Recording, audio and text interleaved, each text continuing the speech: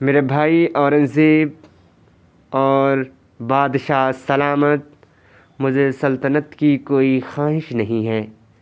میں چاہتا ہوں کہ یہ سلطنت تمہارے اور تمہاری آنے والی نسلوں کے لیے برکت والا ہو۔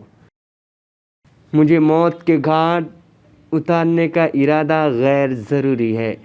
اگر مجھے رہنے کے لیے ایک جگہ اور میری تیمارداری کے لیے میری کنیزوں میں سے کوئی ایک بھی دے دی جائے تو میں سکون سے اپنے گھر کے کسی کونے میں آپ کے لیے دعا کروں گا۔ آپ کا بھائی دارا شکو۔ سن 1959 تاریخ تھی 8 دسمبر۔ سڑکوں پر بھاری بھیڑ جمع ہو گئی۔ ایک شہزادہ اس دن شہر دہلی کے سیر پر نکلا تھا۔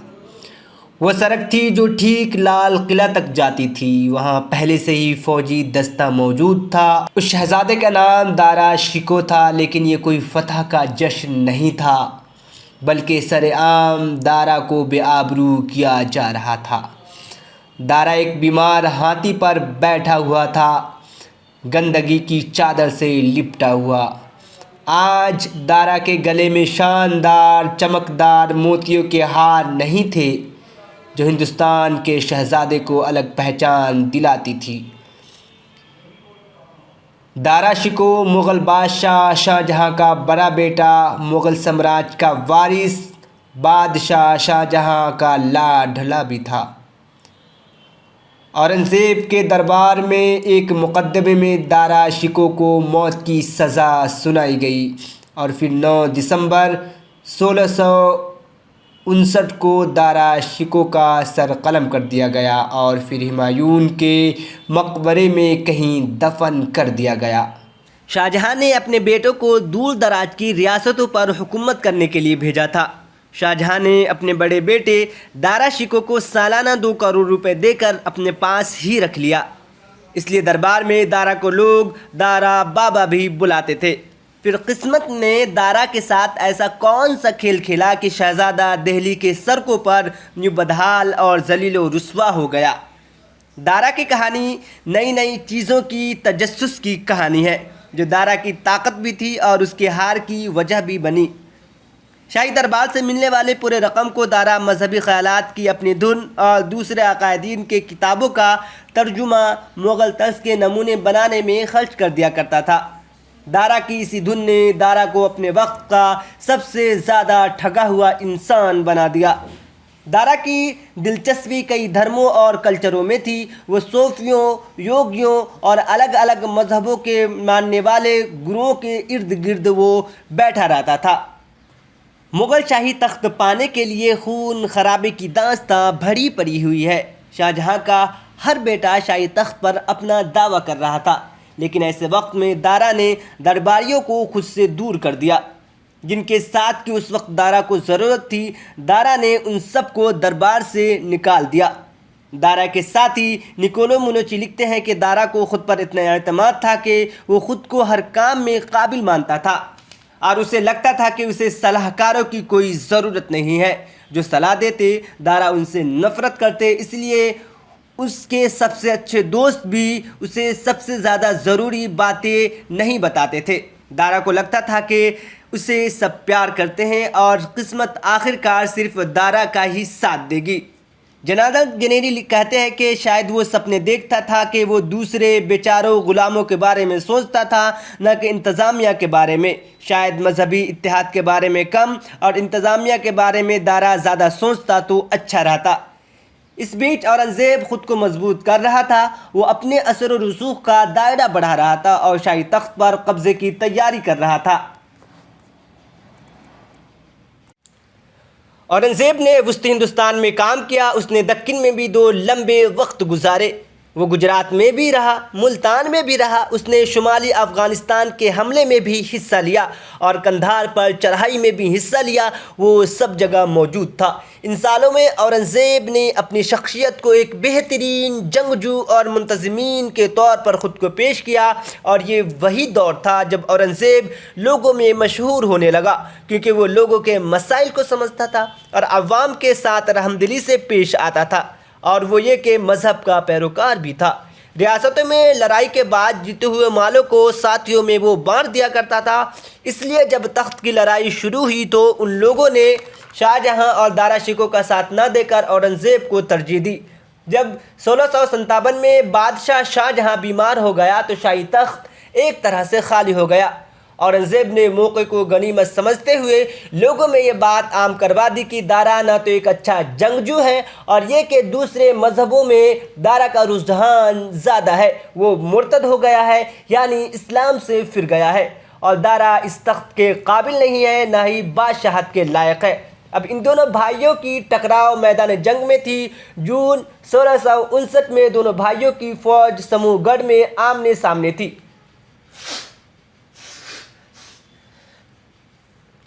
امید کے مطابق لڑائی بہت مختصر رہی، صرف 3 گھنٹوں میں دارا کی فوج عنقریب 10,000 ان کے فوجی مارے گئے اور دارا وہاں سے بھاگ گیا، اور جو بچے تھے اس نے دارا سے علیحدگی اختیار کر لی۔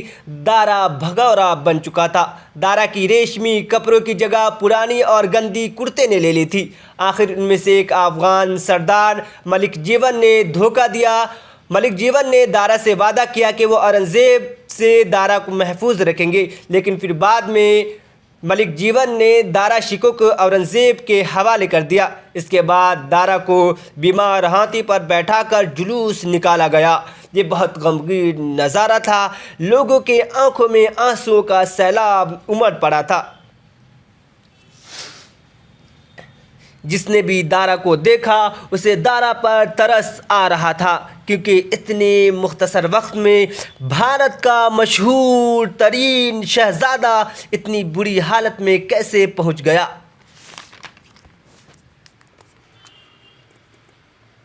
ہم لوگوں نے تو شیخ سرمد کو دیکھا نہیں، مگر آپ نے جو کردار یہاں پہ جو پیش کیا ہے، ہم لوگ جب ہم لوگوں نے کتاب میں پڑھا تھا، مگر آپ نے جو پلے کیا ہے، پلے کرنے کے بعد ہمیں بار بار یہی یاد آ رہا ہے کہ شیخ سرمد اگر رہیں گے تو شاید ایسے ہی رہیں گے۔ آپ نے یہ پلے کیا تو آپ کو یہ پلے کیسا لگا؟ اور آپ کو یہ جو پلے کیا، یہ کاسٹیوم کا بھی سب لوگ بھی دیکھ کر بہت شوق ہے۔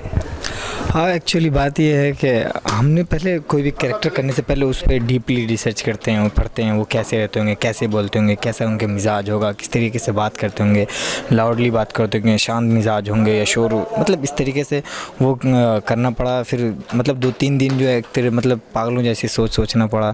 پھر اس کے بعد ان کے جیونی پڑھیے گا تو یہ دکھے گا کہ وہ مطلب برہنہ رہتے تھے، وہ جسم پہ کوئی کپڑا نہیں ہوتا تھا۔ تو اب کیسے کیا جائے، کیونکہ اردو یونیورسٹی ہے، اردو تہذیب کا گہوارہ ہوتا ہے، تو سوچا کہ مطلب ایک الگ پاگل والی بھیس، مطلب وہ پاگل نہیں کہیں گے ان کو، مطلب وہ اللہ والے تھے، مجذوب تھے، وہ کہتے ہیں نا بزرگ جو اعلیٰ پیمانے کے ہوتے ہیں وہ ہو گئے تھے۔ تو پھر بڑی محنت سے یہ کریکٹر تیار کرنا پڑا، پھر بڑی مشکل سے۔ اور سب سے میں شکریہ ادا کروں گا آپ لوگوں کا، آپ لوگ دیکھنے آئے، اور جو یونیورسٹی ٹیم ہے ڈرامہ کلب، ان سے میں 4-5 سال سے میں ڈرامہ کر رہا ہوں، تو بس میرے سر کا جو ہے محنت ہے میرے اوپر کہ میں وہ کچھ کر پایا۔ باقی میں شکریہ آپ سب کا، جتنے آڈینس آئے تھے میں سب کا شکریہ ادا کروں گا۔ یہ ابھی ہمارے یونیورسٹی میں نیک کی ٹیم وزٹ کی ہے۔ نیک جیسا آپ لوگ جانتے ہیں کہ نیشنل ایکریڈیشن کونسل ہے، اس کے انہی لوگوں کے لیے ہم نے یہ کلچرل ایوننگ رکھا تھا۔ یہ جو پورا پروگرام تھا یونیورسٹی نے خود ہی اسپانسر کیا، اور یہیں کے اسٹوڈنٹس نے اور یہیں کے طالب علم اور میوزیشینس ان لوگوں نے مل کے یہ پروگرام تیار کیا۔